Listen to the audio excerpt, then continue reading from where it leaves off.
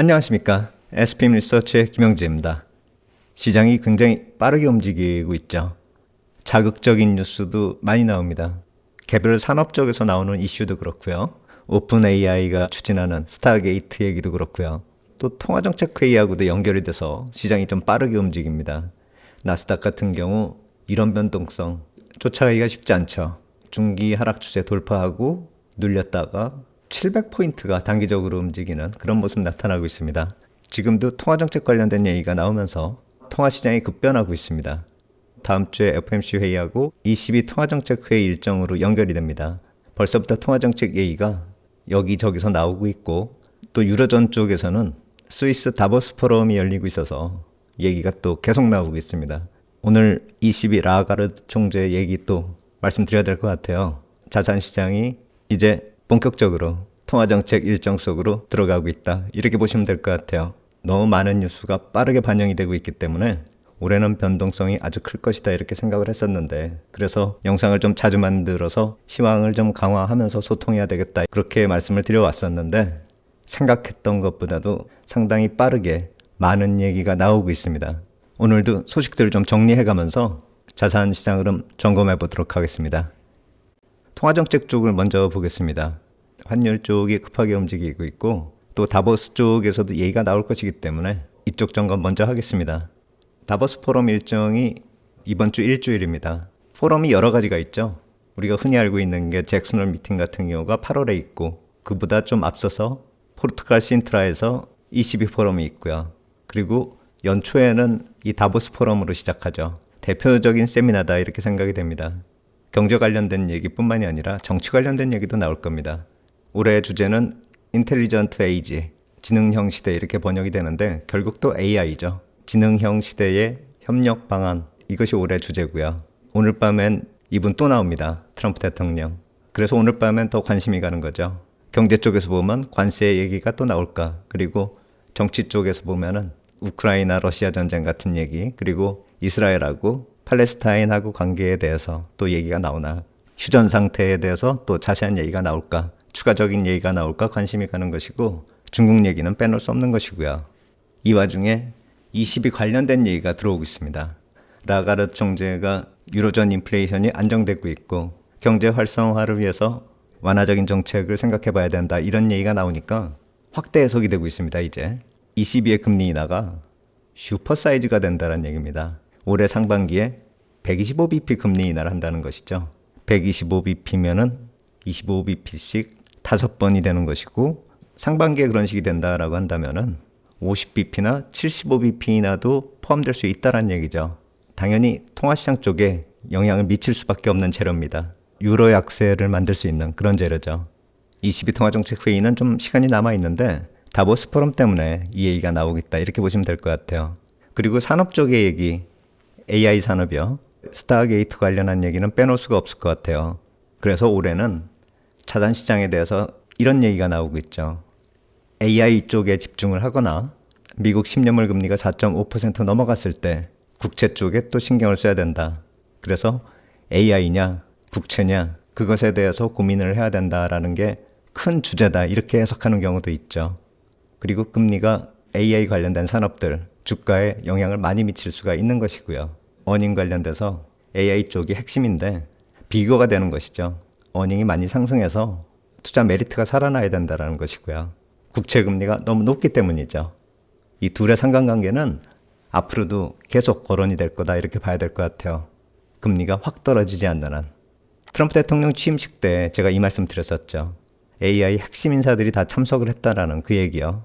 그 얘기가 계속 진행되고 있다 이렇게 보시면 될 것 같아요. 자산시장 흐름은 AI 하기 나름이다 이거죠.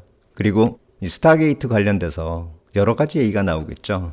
일론 머스크는 돈이 어디 있느냐 뭐 이런 식으로 비난을 하기도 하는데 그래서 소프트뱅크에 현금이 얼마 있는가 그게 또 관심이 되기도 하는데 제가 볼 때는 이 월스트리트 저널에서 보고 있는 오픈 AI하고 마이크로소프트가 그동안에 협력을 해왔었는데 그게 깨지는 것이냐 아니면 새로운 협력 관계가 되는 것인가 그거 역시 마찬가지로 포인트가 되는 것이고 또 하나 그동안에 제가 계속 봐왔었던 거는 AI의 핵심은 엔비디아고 엔비디아 어닝이 서프라이즈가 예상되긴 되는데 서프라이즈 비율이 높지가 않을 것 같아요. 지금 시장의 컨센이 이번 분기 EPS가 0.79 정도 지금 형성이 되고 있는데 지난 분기 어닝이 EPS가 0.78이기 때문에 그것보다 조금 올라가는 정도로 컨센이 형성이 되고 있는 것이고 실제 이거보다 어닝 서프라이즈 비율이 얼마나 나올지 그게 시장의 관심인데 오늘 한국 시장에서 SK 하이닉스 실적 괜찮게 나왔음에도 불구하고 하이닉스 주가도 그렇고 또 관련돼서 엔비디아는 물론이고 미국 반도체 기업들도 시간 외에서 주가 흐름이 그렇게 좋지가 않았습니다. 그래서 이 예상되는 컨센보다 확 높아지지 않는다면 서프라이즈 비율이 한 10% 정도는 나와야지 주가가 좀 강하게 움직일 수 있을 거다 이렇게 생각을 한다면은 지금 컨센이 0.79 정도 나오잖아요. 그렇다면 0.87 정도 나와야지만 주가가 어닝 서프라이즈라고 많이 오를 수가 있다 이렇게 볼 수가 있는 거잖아요. 이 어닝 절대치가 높아지면 높아질수록 주가가 올라가기 힘들어진다 이렇게 예상이 되는 건데 그런 상황이기 때문에 저는 이게 중요하다라고 보는 겁니다.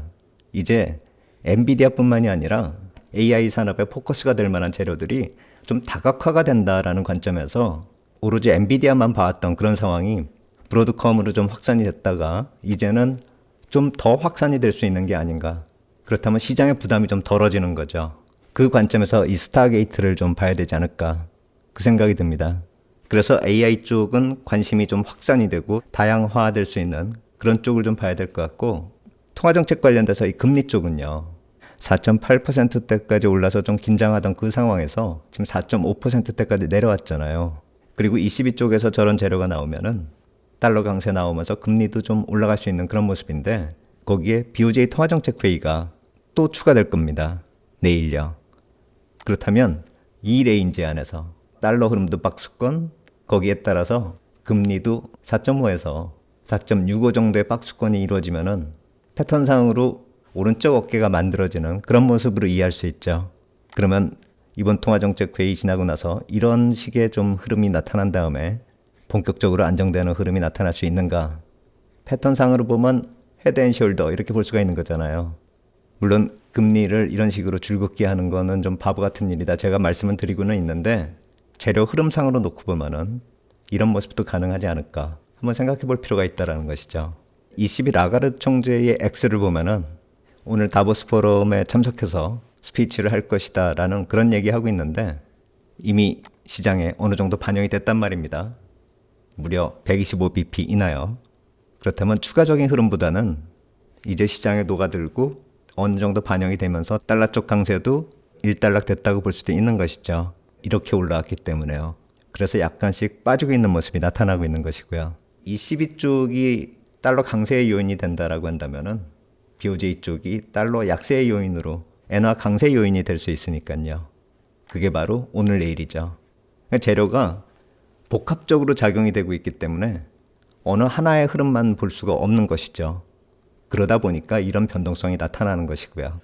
그래서 엔달러 흐름 같은 경우는 조금 밀릴 수 있는 그런 모습이 내일 나타날 수 있는 것이고 그렇다면은 지금 나타나고 있는 달러 강세하고 금리가 반등하는 그런 모습 또 내일 지나면서 바뀔 수 있는 것이고 다음 주 FOMC 회의하고 ECB 통화정책 회의 지나면서 이런 박스권이 형성이 된다라고 한다면은 시장의 변동성 흐름이 안정되면서 1월 흐름은 마무리가 되는 것이죠. 그리고 나서 또 트럼프의 시간이 오는 거죠. 2월 1일부터 관세 얘기가 또 집중될 것입니다.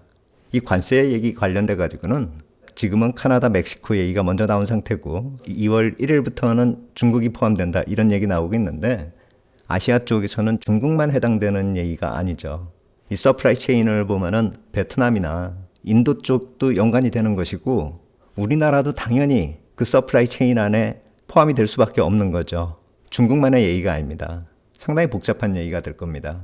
그렇기 때문에 2월 1일부터는 또 다른 흐름이 나타날 수 있다는 것이죠. 지금도 정신이 없는데 통화정책 회의 지나면서 급등락은 또 반복이 될 것이고요. 지금도 진행이 되고 있고요. 2월 1일 이후는 더 큰 변동성이 온다 이렇게 생각이 됩니다. 동영상을 좀 짧게 만들더라도 자주 소통해야 되는 이유가 또 여기 있다 이렇게 말씀을 드리겠고요. 이번 주 일요일에는 이런 단순한 시황과 더불어서 좀 깊이 들어가는 내용 제가 주말에는 좀 깊게 들어가는 내용을 말씀드리니까 주말에는 더 좋은 내용으로 다시 또 준비해서 영상으로 만나 뵙도록 하겠습니다. 오늘 여기까지 하도록 하겠습니다. 감사합니다.